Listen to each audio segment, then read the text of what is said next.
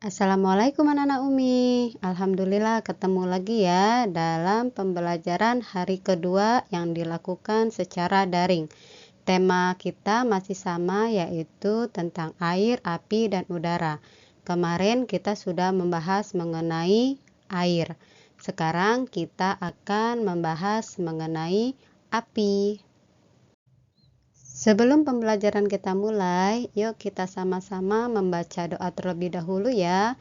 Mudah-mudahan apa yang Umi sampaikan pada hari ini bisa dimengerti dengan baik oleh anak-anak Umi. Berdoa, mulai. Bismillahirrahmanirrahim. Raditu billahi robba wa bil islami dina wa bi Muhammadin nabiyya wa rasula. Rabbi zidni ilma warzuqni fahma. Rabbi sohri sadri wa yassirli amri wahlul uqdata min lisani yafqahu qauli. Amin. Pada subtema kali ini kita akan membahas mengenai pengertian api, sifat api, sumber api, manfaat api, dan bahaya api. Tetapi sebelum lebih jauh lagi kita membahas mengenai api, Umi mau tanya nih, materi hari kemarin masih pada ingat tidak ya? Kemarin kita sudah membahas mengenai air. Ada yang masih ingat manfaat dari air? Ayo, apa aja? Yang pertama, air bermanfaat atau berguna untuk mandi. Kemudian untuk apa lagi?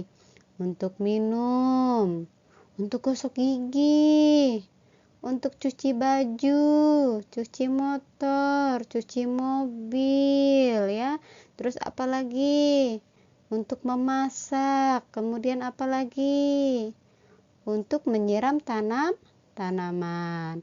Alhamdulillah, mudah-mudahan anak-anak Umi bisa menerima materi yang Umi sampaikan dengan baik. Yuk, sebelum masuk ke tema api, kita nyanyi dulu ya sama-sama ya. Coba ikutin Umi ya. Api, api, api, banyak manfaatmu untuk menghangatkan badan dan memasak makanan. Cahayamu terang, menerangi gelap. Api, api, api, ciptaan Tuhan. Nah, gimana? Sekali lagi ya, kita nyanyi sama-sama ya. Api, api, api, banyak manfaatmu untuk menghangatkan badan dan memasak makanan. Cahayamu terang, menerangi gelap. Api, api, api, ciptaan Tuhan. Nah, anak-anak Umi pasti udah tahu ya, sudah kenal ya dengan yang namanya api. Biasanya kalau kita mati lampu, kita suka menyalakan lilin. Nah, lilinnya nanti akan menghasilkan api. Nah, sekarang kita bahas ya, kira-kira api itu apa ya? Api adalah wujud panas dan cahaya dari sesuatu yang dibakar atau menyala. Jadi wujudnya api itu adalah panas dan bercahaya. Dan api itu keluar jika kita bakar ya, atau menyala ketika kita bakar. Kita lanjut ya. Sekarang kita bahas mengenai sifat-sifat api. Sifat api yang pertama yaitu panas. Kira-kira anak Umi pernah nggak main lilin? Pasti pernah lah ya. Nah, lilin jika kita nyalakan dia akan menghasilkan api ya. Dan coba kita tes ya, kira-kira betul nggak ya sifat api itu panas? Nah, ini Umi ada lilin. Kemudian tangan Umi letakkan agak jauh dari lilin. Nah, di sini kita bisa rasakan bahwa lilin ini menghasilkan api dan api ini rasanya panas.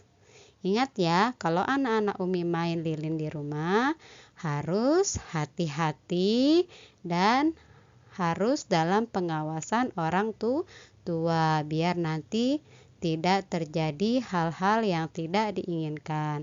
Kemudian, sifat api yang kedua, api itu berwarna. Ada yang biru, ada yang jingga atau oranye, ada yang merah. Dan di sini api yang Umi pegang ini berwarna jingga atau oranye dan di bawahnya ada juga warna biru yang sedikit. Lanjut ya, yang ketiga sifat api adalah api takut sama air. Bener, api takut sama air. Betul. Coba kalau misalkan apinya ini kita siram pakai air, maka apinya akan mati. Coba diperhatikan gambarnya ya. Di sini ada warna-warna nyala api. Jadi ternyata api itu warnanya ada banyak loh. Ada banyak macamnya.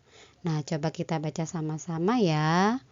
Nyala api bisa berwarna-warni. Ada yang warna kuning, merah, putih, dan biru. Jika kita menyalakan kompor gas, nyala api berwarna biru. Sedangkan warna nyala api dari korek api berwarna oranye kekuningan. Nah, ternyata beda-beda ya.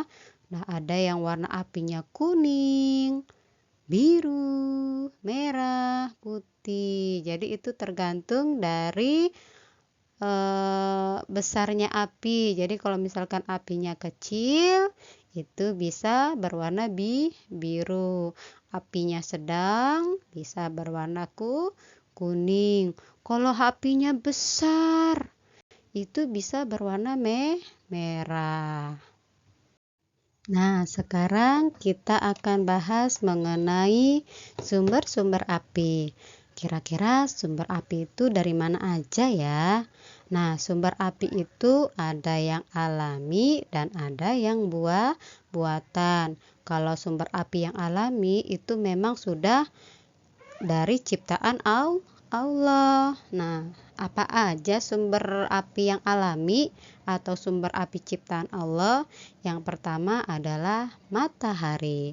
Nah, matahari merupakan sumber api alami, yaitu sumber api yang memang diciptakan oleh Allah. Kemudian juga ada gunung berapi. Gunung berapi juga kalau misalkan meletus, dia akan mengeluarkan api ya.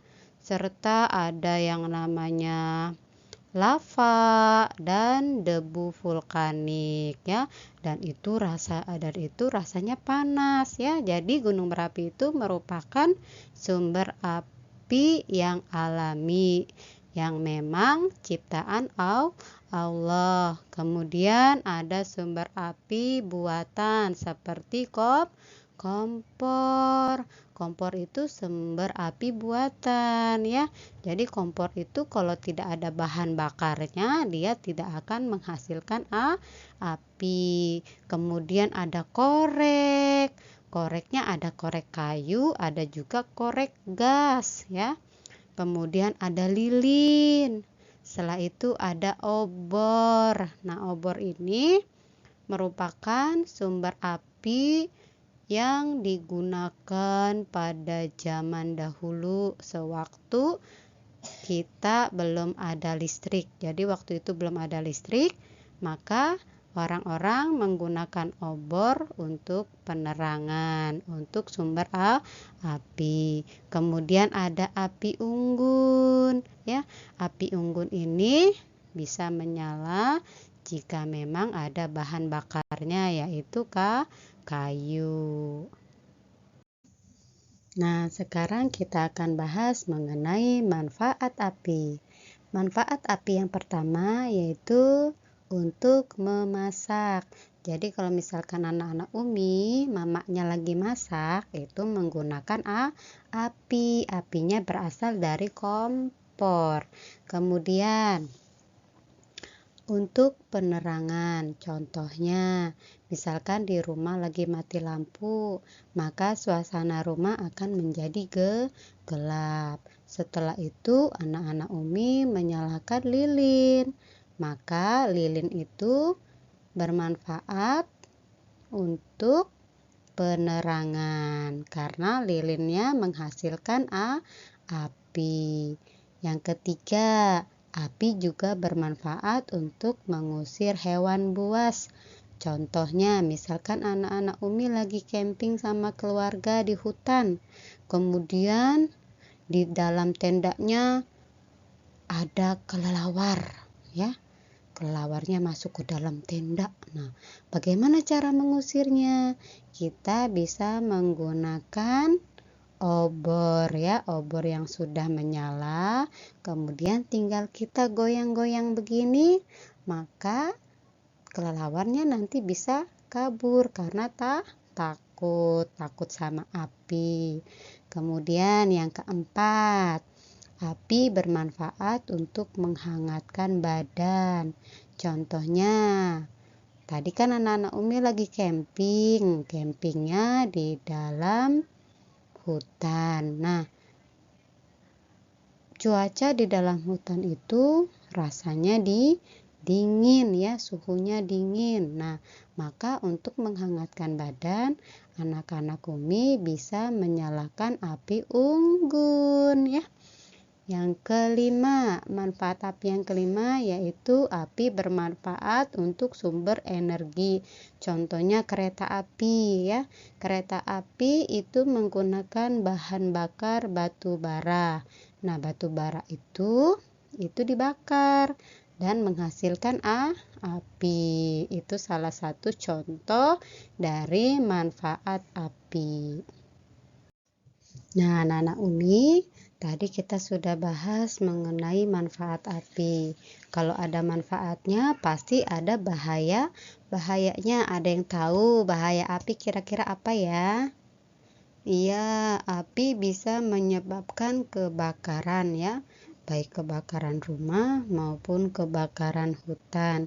Jadi, kalau anak-anak Umi lagi sedang bermain api, harus hati-hati, ya. Tidak boleh sembarangan, apalagi nyalain api berdekatan dengan bahan-bahan yang mudah terbakar seperti kertas, kain, kabel. Itu dijauhkan, ya, biar nanti tidak kena api, ya.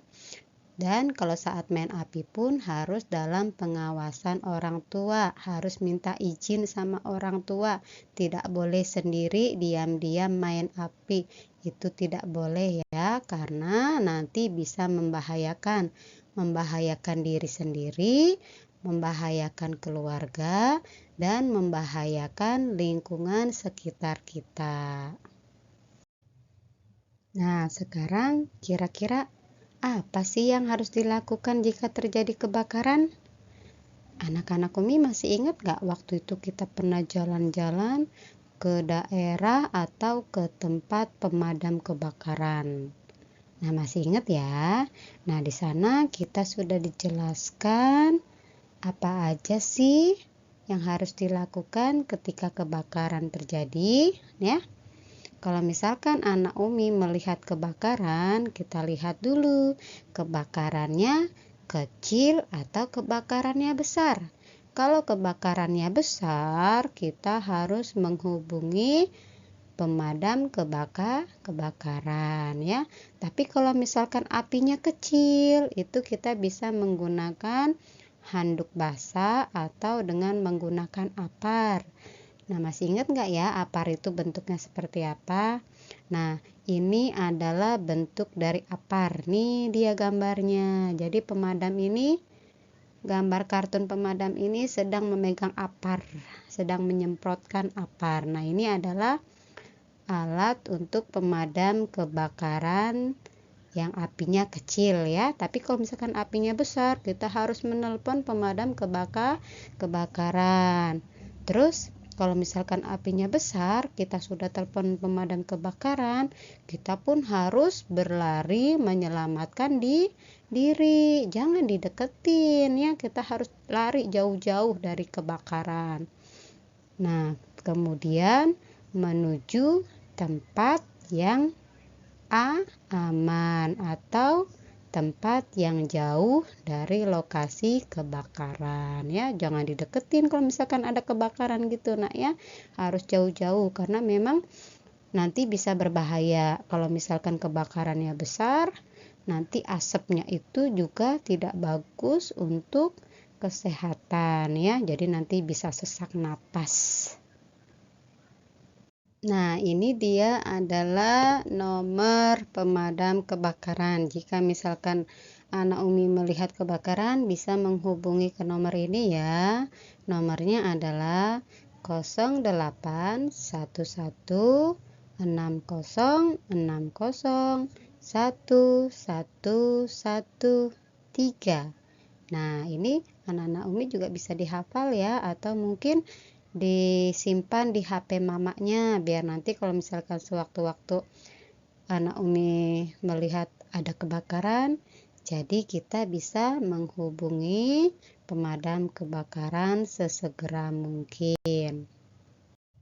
Alhamdulillah, sampai sini dulu materi hari ini ya. Umi ucapkan terima kasih banyak kepada anak-anak Umi yang masih semangat mengikuti pembelajaran secara daring. Dan Umi mohon maaf jika ada salah kata maupun perbuatan. Maafin Umi ya. Terima kasih.